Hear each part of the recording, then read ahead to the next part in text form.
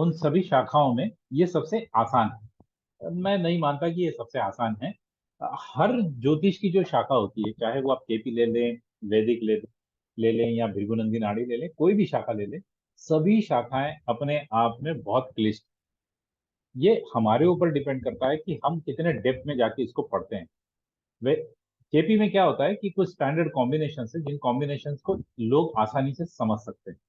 हाँ, लेकिन जब आप इसको डिटेल में और इन डेप्थ पढ़ने की कोशिश करेंगे तो आपको पता चलेगा ये भी कोई वैदिक से कम नहीं है। और क्योंकि ये काफी यंग है, ये बहुत नवीन है, तो इसमें रिसर्च का स्कोप बहुत ज्यादा है और कई लोगों ने इसमें बहुत बढ़िया रिसर्च भी करी थी। तो इस कोर्स में हम क्या पढ़ाएंगे? सबसे पहला सवाल तो यही आएगा, क्योंकि फ्री कोर्स है। यूजुअली तो लोगों को विश्वास ही नहीं होता है कि फ्री कोर्स भी होता है, कोर्स होता है, क्योंकि लोग वेबिनार लेते हैं और वहीं पर अपने पेड क्लास की मार्केटिंग करते हैं। तो यहाँ पे वो मार्केटिंग वाला कोई चीज, I I just want to share a bit of my knowledge, जितना मेरी समझ है, जितना मेरा ज्ञान है प्रभु राम की कृपा से। तो हम केपी में कार्यश पद्धतियां होती हैं। उसके लिए मैं आपको थोड़ा सा वैदिक का बैकग्राउंड दे दूंगा। वैदिक वाले जिन्होंने पढ़ा है तो उनको तो कोई दिक्कत नहीं आएगी, लेकिन वैदिक जिन्होंने नहीं पढ़ा है उनके लिए थोड़ा समझने में आसान हो जाएगा, या जिनको थोड़ा बहुत वैदिक आता है उनको समझ में आ जाएगा। तो वैदिक में प्रेडिक्शन के लिए क्या करते हैं मैं ये बताऊंगा। अभी हैंड रेज मत कीजिएगा, मैं अभी किसी के भी सवालों का जवाब नहीं दे पाऊंगा। तो हम पहले वैदिक में देख लेंगे कि वैदिक में कैसा होता है, फिर मैं आपको केपी में बताऊंगा कि कृष्णमूर्ति पद्धति में उसी घटना को प्रेडिक्शन लेने के लिए क्या करना पड़ता है। एक नाड़ी केपी करके, ओके, कैलकाटा में कोई सज्जन है, मैं उनका नाम भूल गया, तो वो पढ़ाते हैं। मैं केपी में एनालिसिस कैसा होता है ये पढ़ाऊंगा, नाड़ी केपी में कैसा होता है ये भी पढ़ाऊंगा, और साथ में ये भी पढ़ाऊंगा कि कस्पल इंटरलिंक जो केपी का एक एडवांस वर्जन है, वहां पे प्रेडिक्शन कैसी करी जाती है, उसके सूत्र क्या होते हैं। ये तीनों चीजें इस कोर्स का पार्ट है। तो ऐसा नहीं है कि मैं आपको सिर्फ केपी पढ़ा रहा हूँ।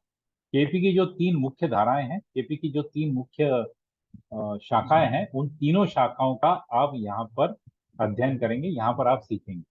अब इसमें मैं क्या क्या कवर करूंगा, इसमें मैं आप लोगों को सूत्र बताऊंगा, और सूत्र बताने के बाद मैं आप लोगों को अ, शादी, घर, बच्चे, ठीक है, और फॉरेन, ये चार टॉपिक्स के ऊपर मैं हर ब्रांच में कैसे प्रिडिक्शन दी जाती है ये आपको बताने की कोशिश करूंगा।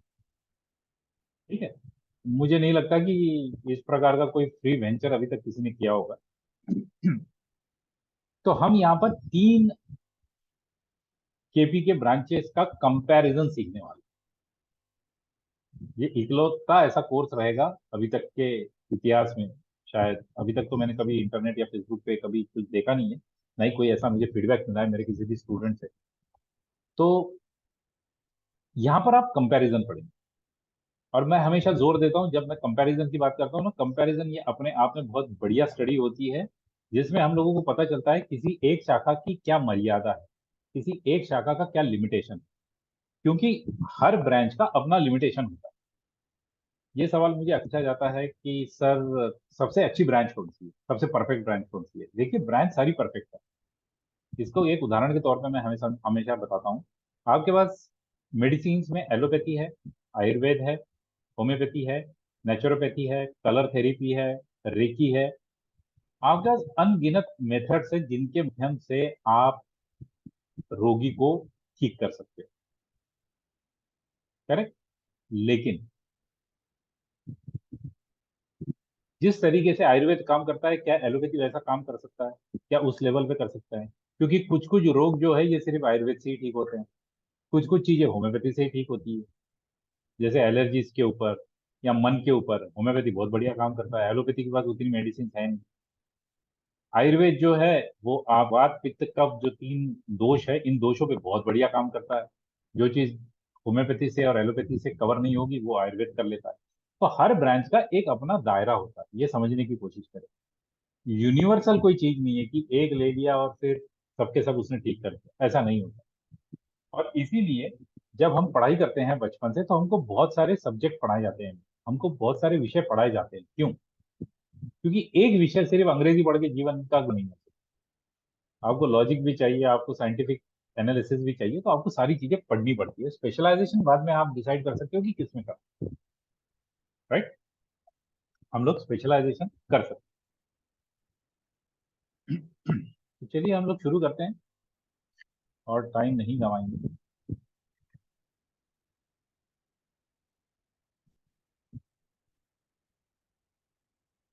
और हम लोगों की ये जो रहेगी इस क्लास में, मैं पहले थ्योरी पार्ट पूरा करूंगा, और थ्योरी पार्ट करने के बाद क्वेश्चन आंसर सेशन के लिए मैं ओपन करूंगा। आप लोगों को हैंड रेज करना है बारी बारी, और मैं जिसका नाम कॉल करूंगा वो व्यक्ति मुझसे सवाल पूछेगा। एक साथ सब लोग को अनम्यूट करके बात नहीं करेंगे, बस इतना आप लोगों को ख्याल रखें। आई होप आप लोगों को मेरी स्क्रीन दिख रही होगी। आप एक बार चैट रूम में मुझे कंफर्म कर दीजिए।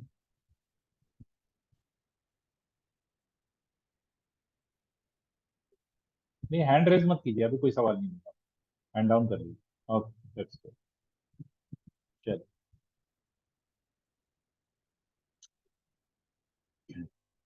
तो सबसे पहले जानने की कोशिश करते हैं कि ज्योतिष में प्रेडिक्शन कैसी दी जाती है। ठीक, इसके लिए मैं एक बहुत ही अच्छा उदाहरण देता हूँ जो सभी स्टूडेंट्स को भी पसंद आता है। कि मान लीजिए, क्योंकि नए लोग हैं तो नए लोगों के लिए ये उदाहरण देना जरूरी है ताकि उनको इसकी रूपरेखा समझ जाए। समझ लीजिए कि आपको पिज्जा खाना है। ठीक है, आपको पिज्जा खाना है। तो यदि आपको पिज्जा खाना है तो हम सबसे पहले क्या करेंगे? हम सबसे पहले पिज्जा की शॉप में फोन करेंगे और उनसे पूछेंगे कि भाई कोई पर्टिकुलर पिज्जा जो आपको खाना वो अवेलेबल है या नहीं। सामने वाला व्यक्ति कहेगा हाँ साहब, ये पिज्जा हमारे पास बनता है। यहाँ पर हमने क्या किया? यहाँ पर हमने प्रॉमिस चेक किया कि भाई जो इवेंट इवेंट क्या है, मुझे पिज्जा खाना है, ये इवेंट है मेरे जीवन में। तो क्या ये पिज्जा अवेलेबल है जहाँ पर भी मैं सोचता हूँ, जो शॉप से मुझे चाहिए, जहाँ का टेस्ट मुझे पसंद है, मैंने वहां पे प्रॉमिस चेक किया। इसको कहते हैं वचन देखना, हिंदी में। इसके बाद हम दूसरा सवाल पूछेंगे कि भाई इसको बनने को कितना समय लगेगा। तो लोग, सामने वाले का कि साहब 30 मिनट लगेगा। इसे कहते हैं एग्जीक्यूशन ऑफ प्रॉमिस।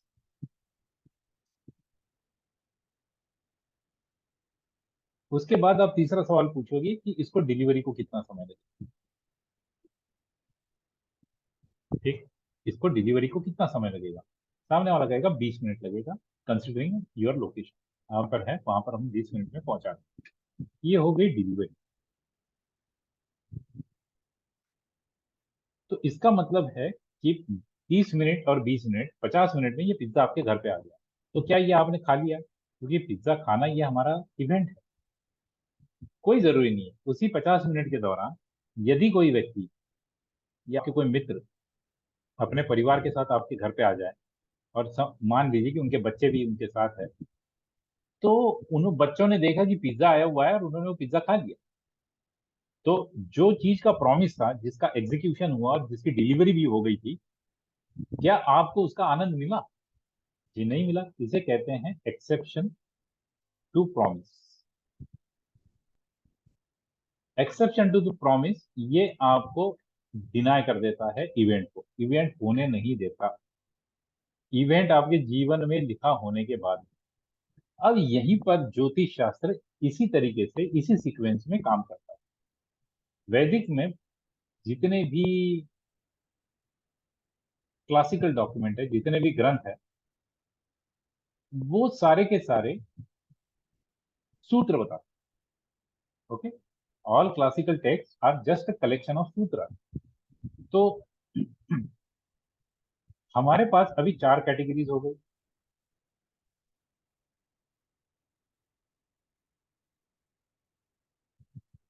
हमारे पास चार कैटेगरीज हो गई। कौन सा सूत्र प्रॉमिस में काम करता है, कौन से सूत्र एग्जीक्यूशन ऑफ प्रॉमिस में काम करते हैं, कौन से सूत्र डिलीवरी में काम करते हैं, और कौन से एक्सेप्शन में काम करते हैं, ये हमें वैदिक ज्योतिष में ढूंढना पड़ता है।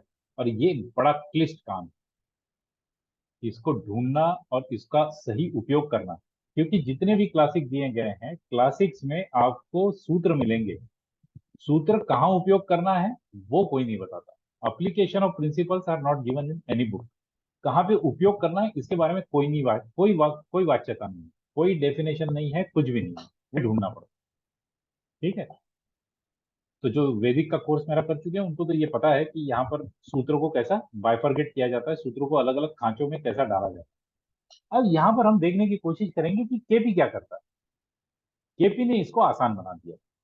केपी क्या कहता है कि मैं आपको प्रॉमिस का तरीका बताऊंगा, मैं आपको एग्जीक्यूशन ऑफ प्रॉमिस भी बताऊंगा, मैं आपको डिलीवरी भी बताऊंगा, और मैं आपको एक्सेप्शन भी बताऊंगा।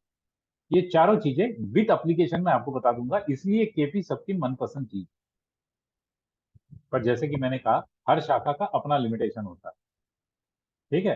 तो केपी का भी अपना लिमिटेशन है। ये भी आप देखने की और ध्यान में रखने की कोशिश करें कि जब हम केपी की बात करते हैं तो वैदिक, भृगुनंदी नाड़ी, चंद्रकला नाड़ी, जैमिनी, ये हजारों साल पुरानी विद्याएं हैं, कंपैरेटिवली नई है। मैं इसको नई भी नहीं बोलूंगा, क्योंकि एक क्लासिक है। मैं जब एक रिसर्च कर रहा था तो मुझे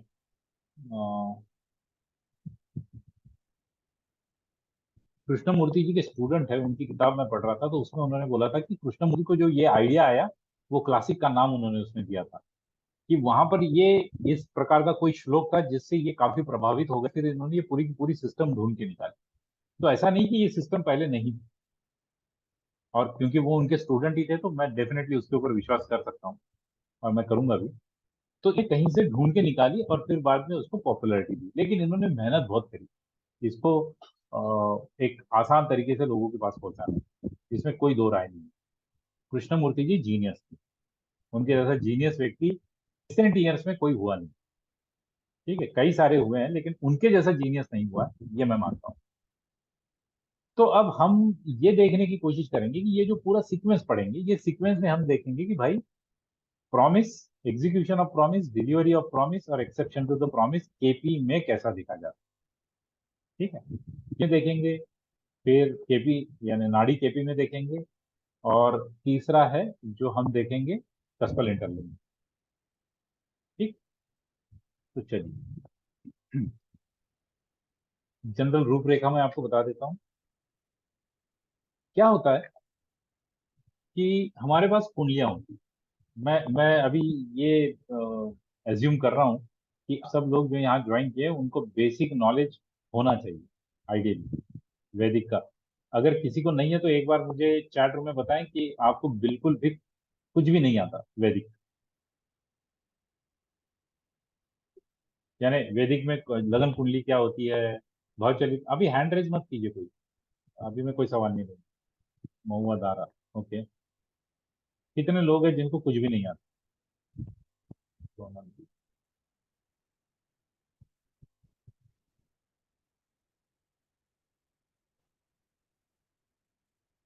ओके, ठीक, चलिए हम लोग बेसिक से ही देखते हैं, कोई बात नहीं। Okay, no problem. ठीक। देखिए क्या होता है, हमारे पास हमारे पास कुंडली नाम का एक यंत्र दिया गया है।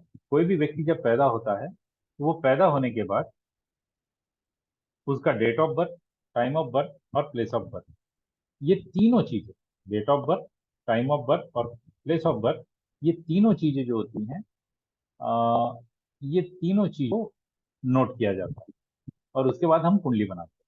तो सॉफ्टवेयर से भी बनती है, पंचांग से बनती है, जो हाथों से बनाना पड़ता है।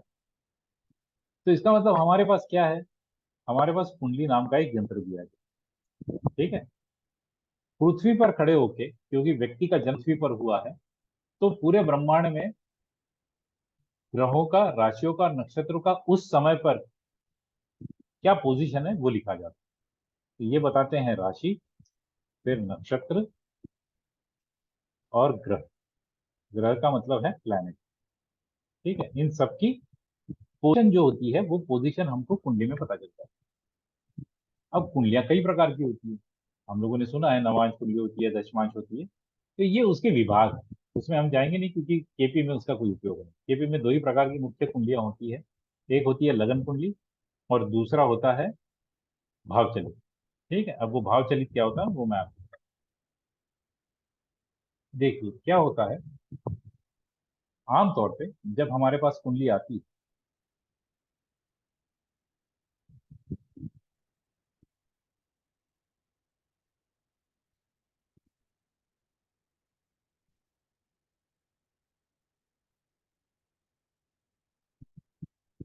हम लोगों ने एक कुंडली अभी इसी समय की बनानी। ठीक है, ये आपको कैसे दिखेगा इस सॉफ्टवेयर में? ये यहाँ पे दिखता है 25/3/2023, 13:24 सिटी नागपुर। मैंने अभी एक date of birth, time of birth और प्लेस ऑफ बर्थ, ये चीजें मैंने यहाँ बना दी। ओके, ये सारी चीजें मैंने यहाँ बना दी। अब हमें क्या मिला? अब हमने जैसे ही ये कुंडली बनाई, हमको दो चीजें एक मिली, लगन कुंडली जिसे कहते हैं लगन चार्ट, और दूसरा है निर्याण भाव। ठीक है, इसे कहते हैं भावचलित चार्ट या निरायण कस्ट चार्ट। ठीक है, अब कुंडली में ये देखने की कोशिश। कुंडली में ये पहला भाव है, हो सकता है जिनको पता है उनको थोड़ा बोर हो जाए, पर क्योंकि हमको सबको साथ में लेके चलना है तो थोड़ा मुझे बेसिक बताने दीजिए।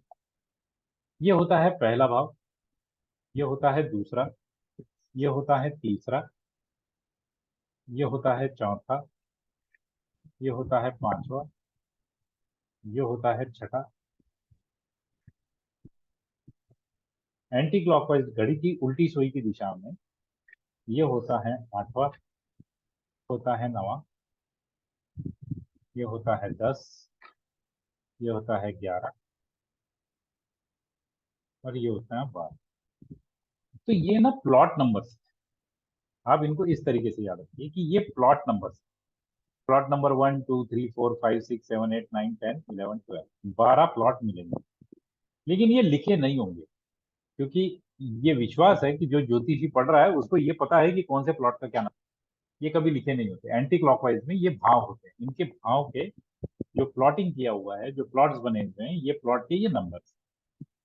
अब ये नंबर होने के बाद इसके अंदर कुछ नंबर्स मिल जाते हैं। यहाँ पे देखिए आपको 4 मिल रहा है, फिर 5 मिल रहा है, फिर 6 मिल रहा है, फिर 7 मिल रहा है, फिर 8, फिर 9, फिर 10, 11। ये क्या होते हैं? ये होते हैं राशियों के नंबर। हमारे पास कुल मिला क्योंकि 12 प्लॉट है तो 12 राशि। ठीक है, 12 प्लॉट है तो 12 राशियां।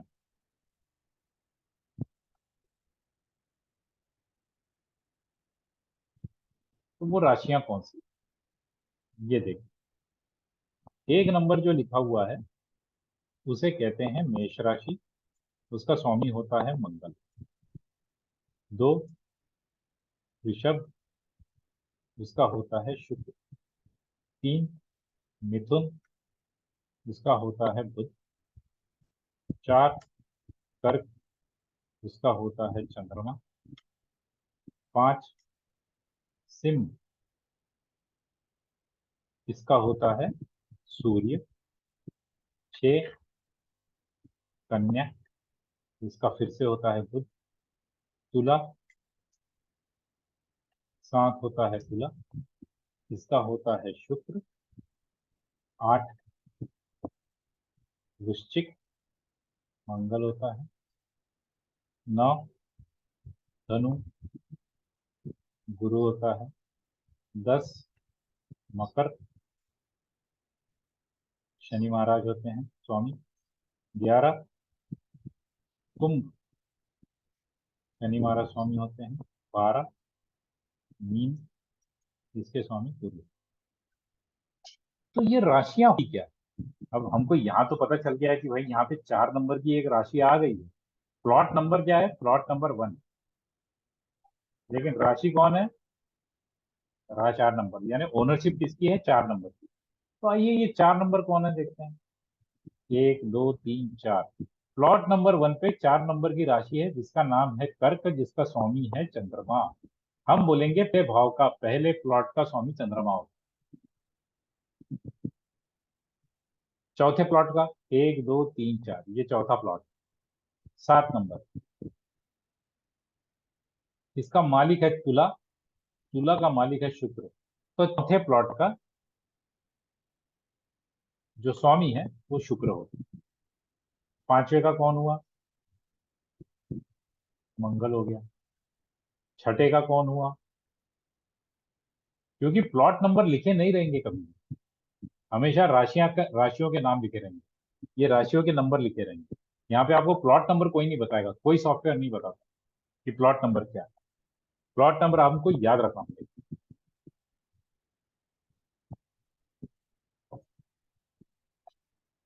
ठीक है, प्लॉट नंबर हमें याद रखना पड़ेगा। ये फाइल आपको मिल जाएगी, इसकी वीडियो भी मैं यूट्यूब पे लोड कर दूंगा, आप इसका रिवीजन भी कर सकते हो, तो निश्चिंत रहिए। ठीक है, थेरी पार्ट का मैं पूरा रिवीजन कर दूंगा। अब यहाँ क्या होता है कि यहाँ पर एक कुंडली और बनी है, वो कुंडली है भावचलित। ये भावचलित क्या होता है?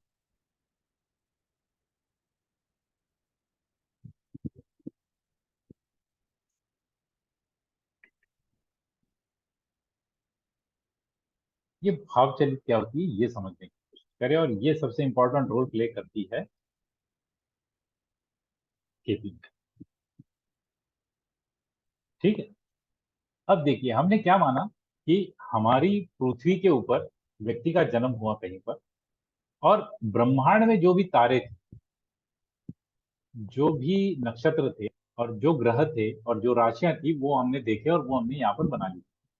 क्योंकि हमने 12 प्लॉट बनाए थे और हम देख रहे हैं 360 डिग्री, पूरा ब्रह्मांड 360 डिग्री का है। तो 360 डिग्री का जब हम ब्रह्मांड देख रहे हैं, तो 12 हिस्सों में भागेंगे तो 30 डिग्री का एक हिस्सा आ जाएगा। यानी ये एक हिस्सा 30 डिग्री का हो गया, जिसको हमने एक प्लॉट नंबर 1 बोल दिया, जिसको भाव बोलते हैं। फिर ये दूसरा भी 30 डिग्री का हुआ, तीसरा भी 30 डिग्री का हुआ,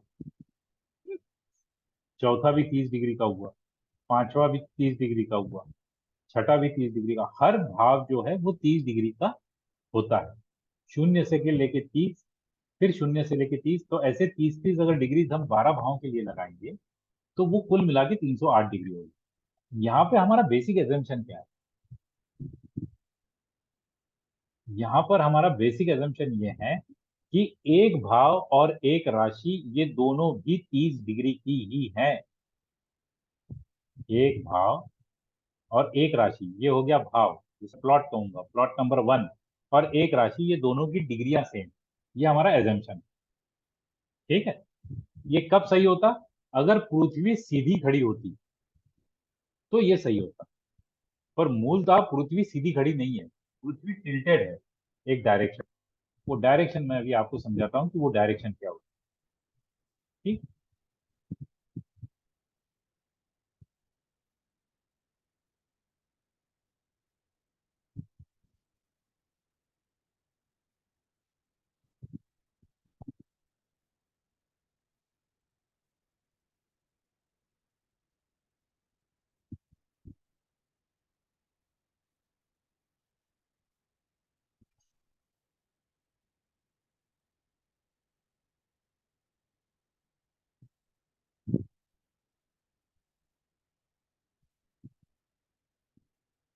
यहाँ देखिए, ये हमारी पृथ्वी। ठीक है, अब ये गई है, लेकिन आइडियली कैसी है? ये थोड़ी सी तिरछी है। आप यहाँ पर देखिए, नॉर्थ पोल ये नहीं है, ये तिरछी है। और ये तिरछी होने के वजह से ही, ये तिरछी होने के वजह से ही हमारे पास ऋतु हैं, सीजन्स होते हैं। ठीक है, तो ये जो पृथ्वी है, ये घूम रही है। ठीक है, अब ये घूमना कर रही है। तो इसका जो इक्विलिप्टिक प्लेन है, वो इस प्रकार से घूमेगा। और ऊपर वाला जो है, जो एक्सेस, जिसको अक्स कहते हैं, ये भी घूम रहा है। ठीक है, देखिए आप, आपने कभी भौरा देखा है? लट्टू, लट्टू का जो सेंटर होता है ना ऊपर का, वो अलग होता है। देखिए अभी ये इसने घूमना शुरू किया, तो पृथ्वी तो 24 घंटे में अपना चक्कर काट लेती है, लेकिन जो इसका एक्सेस होता है ना, ये एक्सेस को लगभग एक पूरी प्रदक्षिणा करने में, देखिए यहाँ पे सब राशियों के नाम आ रहे हैं, इसने यहाँ से स्टार्टिंग पॉइंट किया और ये घूमना शुरू हो गया। ठीक है, ये घूमते घूमते पूरा एक चक्कर अपना करेगा।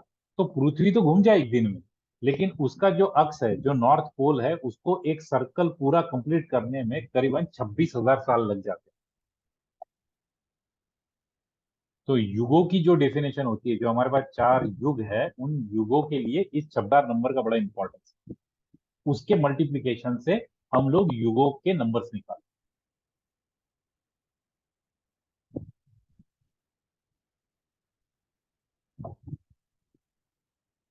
ठीक है।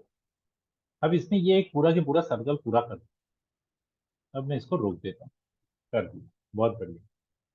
अब यहाँ सबसे महत्वपूर्ण प्रश्न आता है कि भाई ये तो पूरा कर लिया, पर शुरुआत कहाँ से हुई थी घूमने की?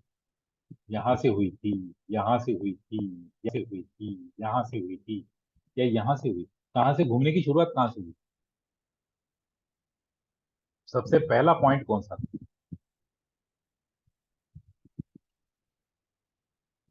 इसी में बहुत सारे डिफरेंसेस है। इसी को कहते हैं अयनमशा। इसको क्या कहते हैं? इसको कहते हैं अयनमशा। अयनमशा वो पॉइंट है जिसके वजह से कुंडली बनती है। ओके। अब वो अयनमशा क्या होती है ये मैं आपको बता दूं।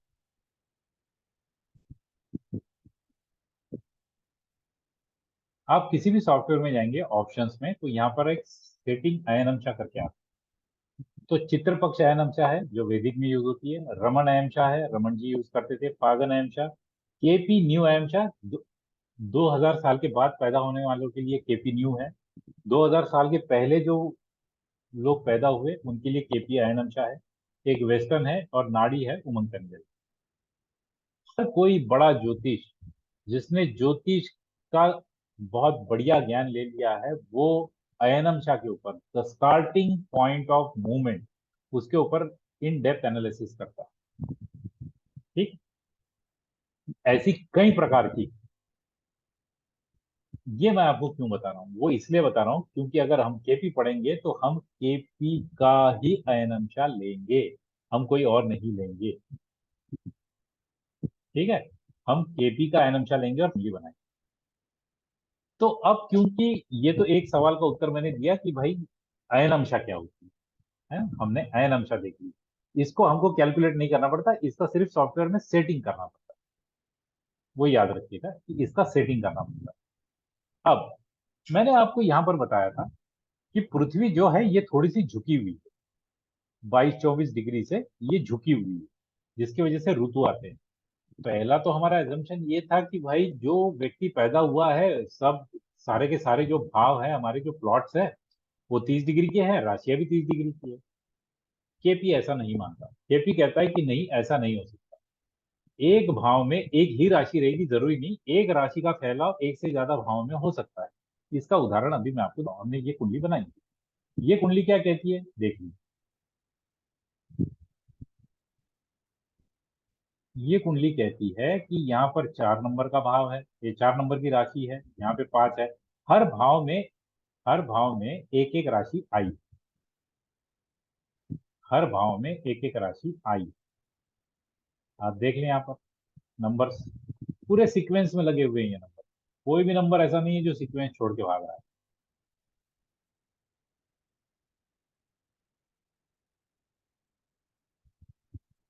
पूरा 1 से लेके 1 2 3 4 5 6 7 8 9 10 11 12 सारे के सारे नंबर्स आ गए।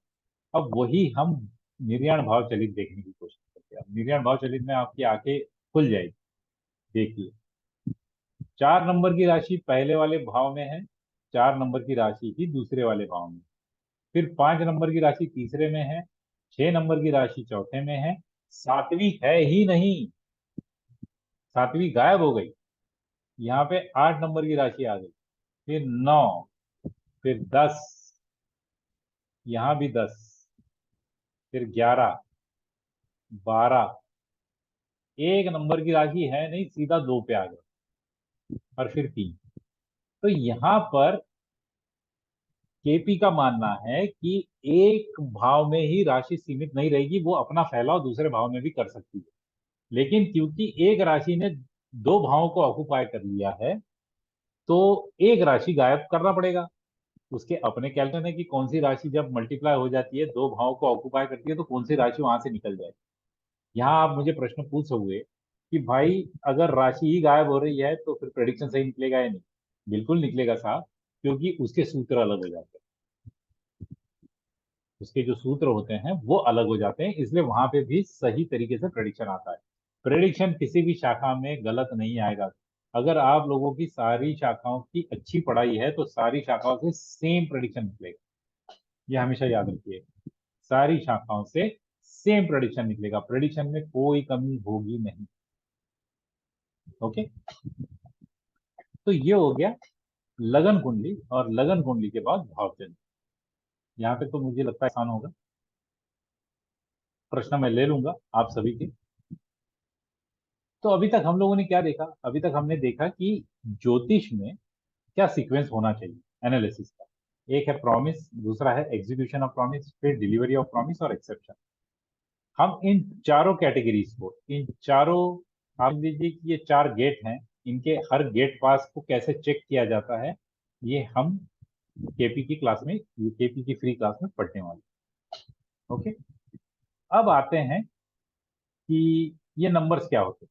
ठीक है, अब हमारे पास हमेशा केपी में जो है ये नंबरिंग सिस्टम आ जाता है, इस प्रकार का टेबल बन के आता है। यूरेनस नेपच्यून प्लूटो लेने की जरूरत नहीं है, वो मेरे रिसर्च के लिए मैंने ऐड करके रखा है। हम लोगों को ये केतु का टेबल है, क्योंकि हमारे पास 9 है। फिर शुक्र का टेबल है, फिर सूर्य का टेबल है, फिर चंद्रमा का टेबल है। हर ग्रह का अपना टेबल है।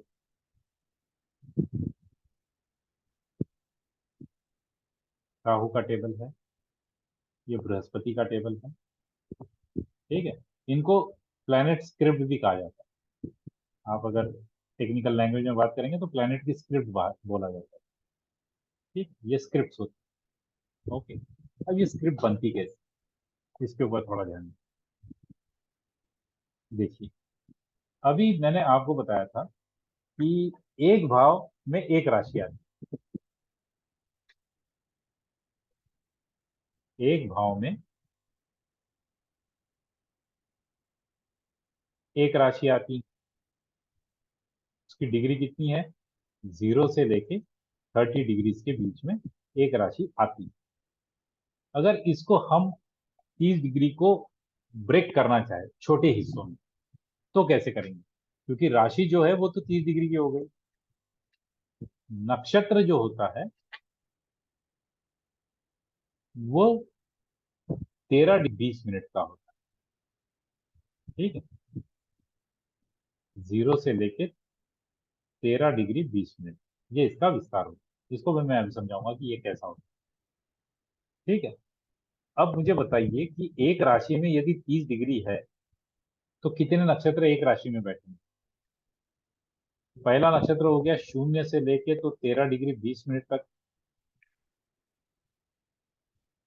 0 से लेके 13 डिग्री 20 मिनट तक एक नक्षत्र हुआ।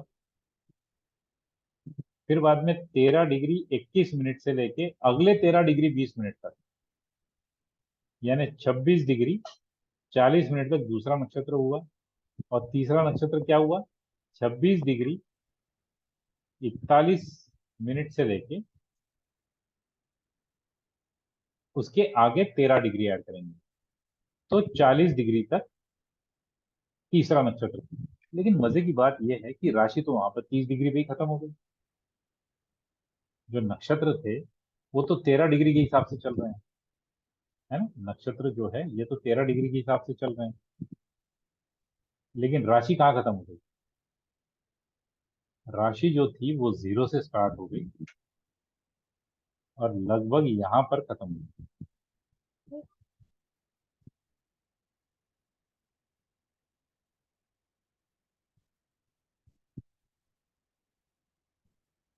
ये पहला नक्षत्र खत्म हुआ, ये दूसरा हुआ, ये तीसरा नक्षत्र यहाँ खत्म हो रहा है, लेकिन राशि यहीं खत्म हो गई। ये जो है ये राशि है। ठीक है, ये राशि है। तो इसका मतलब क्या हुआ? नक्षत्र का कुछ हिस्सा पहले प्लॉट पे आ गया, पहले वाले भाव में आ गया, और बचा हुआ अगले भाव में चला गया।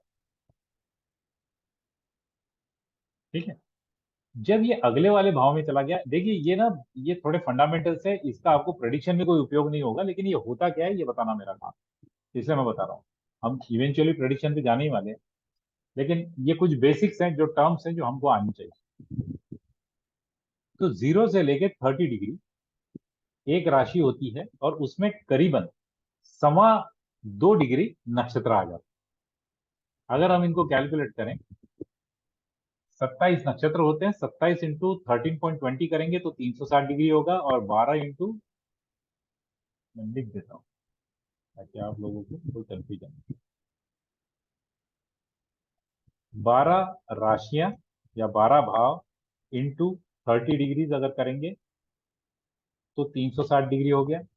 वैसे ही 13 डिग्री 20 मिनट इंटू 27 नक्षत्र यदि करेंगे तो भी 360 ही हो। ठीक है, तो कैलकुलेशन सेम होते हैं, कैलकुलेशन में कोई चेंज नहीं होता, सिर्फ इनका जो विस्तार है वो अलग अलग होता है। एक 30 डिग्री के हिसाब से चलता है और एक 13 डिग्री 20 मिनट के हिसाब से चलता है। इस प्रकार से सारे के सारे नक्षत्र वहां उसी कुंडली में दिए गए हैं। अब ऐसी व्यवस्था क्यों की गई, ये भी प्रश्न पूछेंगे कि भाई अगर राशि बनी थी तो फिर इसको इतना कॉम्प्लिकेट करने की क्या जरूरत है। इसका कारण ये है कि राशियां करीबन 2000 साल पहले इंट्रोड्यूस हुई। उसके पहले राशियां नहीं हुआ करती थी। उसके पहले जो कुंडली बनती थी वो नक्षत्र की ही बनती थी। फिर उसको आसान करने के लिए राशियां बनाई और तब जाके 12 भाव वाली कुंडली का आविष्कार हुआ। 12 भाव वाली कुंडली में 12 राशियां आनी शुरू हो गई। ये करीबन 8,000 पहले हुआ है। अब ये ऑथेंटिक फिगर है या नहीं है मुझे नहीं पता, लेकिन मेरे अपने पढ़ाई में किसी किताब में मैंने ये पढ़ा था कि करीबन 2000 साल पहले के कुछ एविडेंसेस है कि वहां पर कुंडलियां बननी शुरू हो गई थी जिसमें राशियों का आविष्कार हुआ। ठीक है, तो इस प्रकार से हमारी कुंडली होती है।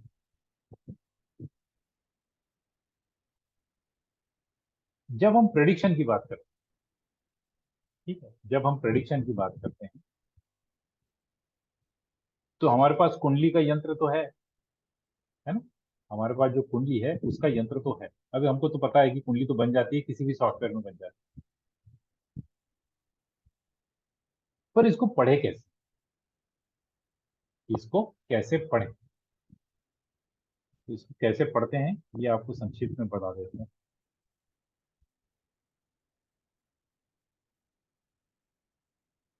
निश्चिंत रहिएगा, मैं आपको ये फाइल भी शेयर करने वाला हूँ तो आपको मिल जाएगी। आपको जो मैं बना रहा हूँ वो भी मिलेंगे और साथ में ये फाइल भी मिलेंगे।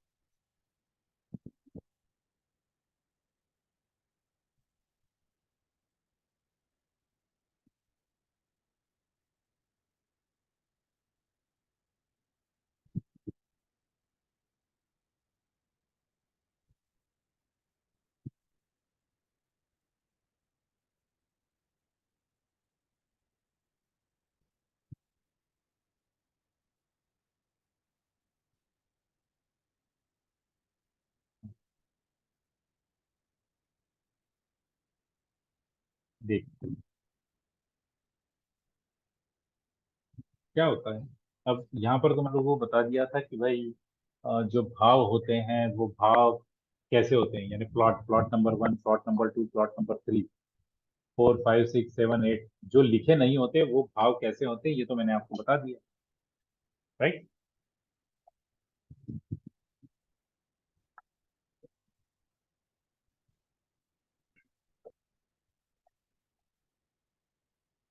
तो यहाँ आप देखें, पहला भाव क्या क्या चीजें बताता है। शरीर बताता है, चेहरा बताता है, माइंड यानी मन बताता है, एटीट्यूड बताता है, सेल्फ फिजिकल आउटलुक, शरीर कैसा दिखेगा, डेस्टिनी बताता है, फेम बताता है, व्यक्ति का स्वभाव बताता है, नेचर, हेल्थ बताता है, वेल्थ बताता है, हेल्थ बताता है और वेल्थ भी बताता है, दुख, एज और ग्रैंड। दूसरा भाव मनी बैलेंस यानी एक्यूमुलेशन ऑफ वेल्थ, कितना सेविंग किया ये दूसरा भाव बताता है।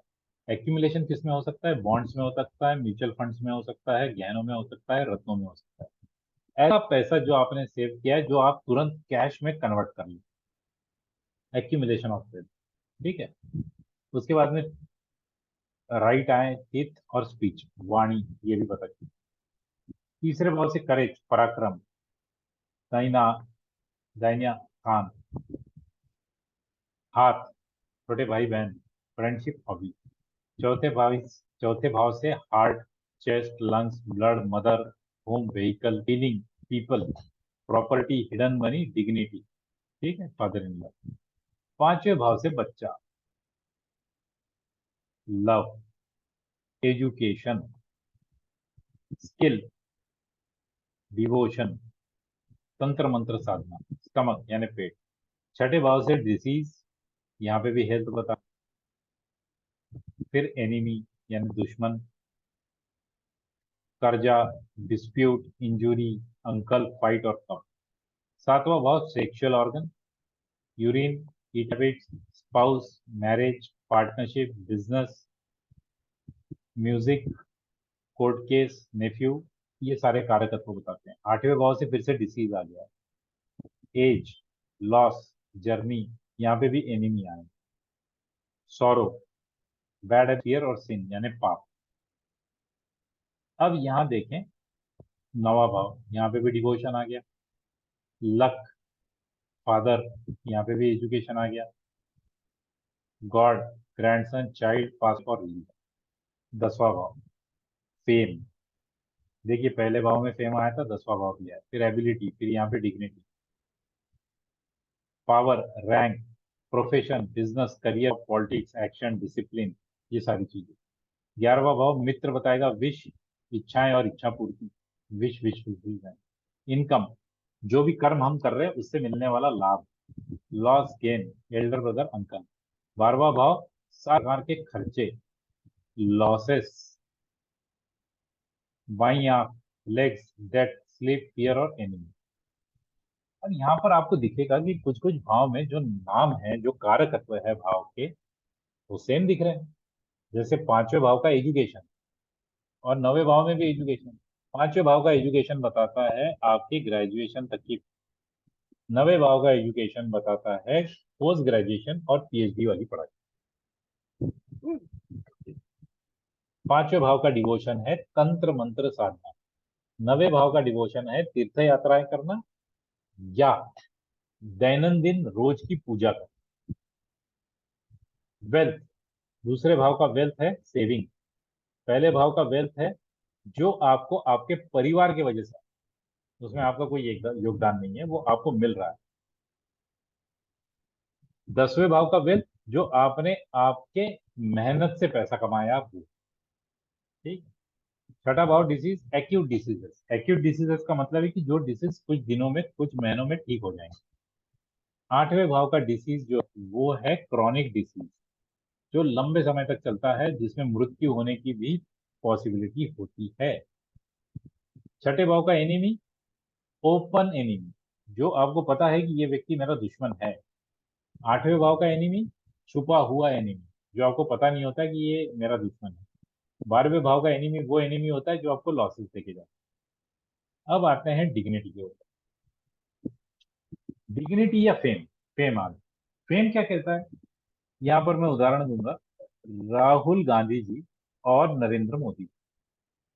नरेंद्र मोदी अपने कर्मों से फेम मिला, राहुल गांधी जी के फेम में उनके परिवार का हिस्सा है, हाथ है, क्योंकि वो गांधी परिवार को बिलोंग करते हैं, इसलिए हम कह सकते हैं कि उनका अपना कर्तृत्व नहीं है इतना। नरेंद्र मोदी जी का परिवार तो कुछ था ही नहीं, इन्होंने तो अपना बनाया। ठीक है। तो हर भाव के ऐसे बहुत सारे कार्यकर्ता होते हैं, जिसकी एक लिस्ट मेरे फाइल में है, जो मैं आप लोगों को दे दूंगा, वो आपके पास आ जाएगी। हर भाव के अपने कार्यकर्ता। अब बड़ा सिंपल सी चीज है, यदि कोई व्यक्ति आपके पास कुंडली लेके आता है और पूछता है कि मेरा घर कब बनेगा, तो आप चौथे भाव को एनालिसिस करना है। मैं गाड़ी कब खरीदूंगा, चौथे भाव को एनालिसिस करना है। मुझे प्यार कब होगा, लव होगा या नहीं, पांचवें भाव का एनालिसिस कीजिए। मेरी एजुकेशन पूरी होगी या नहीं, पांचवें भाव को कीजिए। बच्चा होगा या नहीं, पांचवें भाव को एनालिसिस कीजिए। मैं कोर्ट केस जीतूंगा या नहीं, डिस्प्यूट, फाइट, छठे भाव से एनालिसिस कीजिए। लोन, कर्जा मिलेगा या नहीं, मेरी हेल्थ अच्छी रहेगी या नहीं,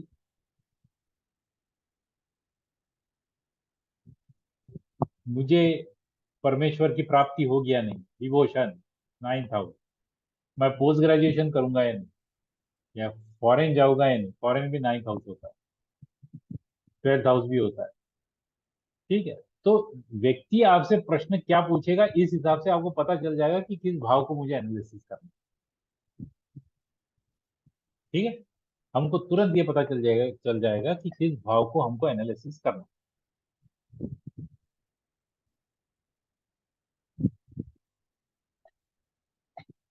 अब केपी क्या कहता है, ये बड़ा महत्वपूर्ण है। अभी हमको तो ये पता चल गया कि किस भाव को एनालिसिस करना है, यहां तक तो ठीक है। केपी क्या कहता है?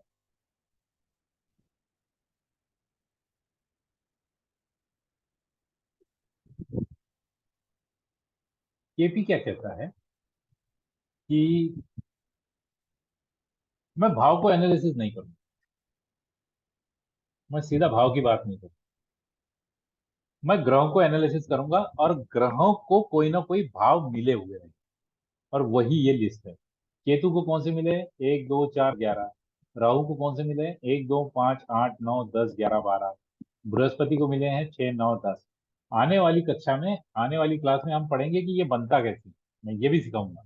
लेकिन अभी मैं आपको जानकारी के लिए बता रहा हूँ कि केतु को ये भाव मिले हैं, राहु को ये मिले हैं, जुपिटर। और ये केतु का स्क्रिप्ट है। तो केतु, केतु का नक्षत्र स्वामी और केतु का उप नक्षत्र स्वामी। देखिए यहाँ पर आपको टेबल मिलती है, उस टेबल में ये साफ साफ दिया होता है कि ग्रह कौन सा है, उसका नक्षत्र स्वामी कौन है और उसका उप नक्षत्र स्वामी क्या है। ये है प्लैनेट, ये है नक्षत्र लॉर्ड, और ये है उप नक्षत्र लॉर्ड। तो सूर्य, सूर्य का नक्षत्र स्वामी शनि, शनि का नक्षत्र स्वामी शुक्र। चंद्रमा, चंद्रमा का नक्षत्र स्वामी सूर्य, सूर्य का नक्षत्र स्वामी चंद्रमा का उप नक्षत्र स्वामी सबलॉर्ड जो है वो सूर्य। इसी प्रकार हर ग्रह के ये दिए होते हैं। केपी ये मानता है कि ग्रह अपने रिजल्ट नहीं देते। ये केपी का बहुत ही बुनियादी सूत्र है, ग्रह अपने रिजल्ट नहीं देते, उसका रिजल्ट देता है उसका नक्षत्र स्वामी, और उसको रिजल्ट को नकारने का, डिनाई करने का काम करता है उप नक्षत्र स्वामी। यानी this is exception, promise is this, and this is exception, denial to the promise. Exception या टू द प्रॉमिस, जो पिज्जा आपके पेट में नहीं गया, यहाँ पिज्जा बन रहा था, ये पिज्जा पेट में।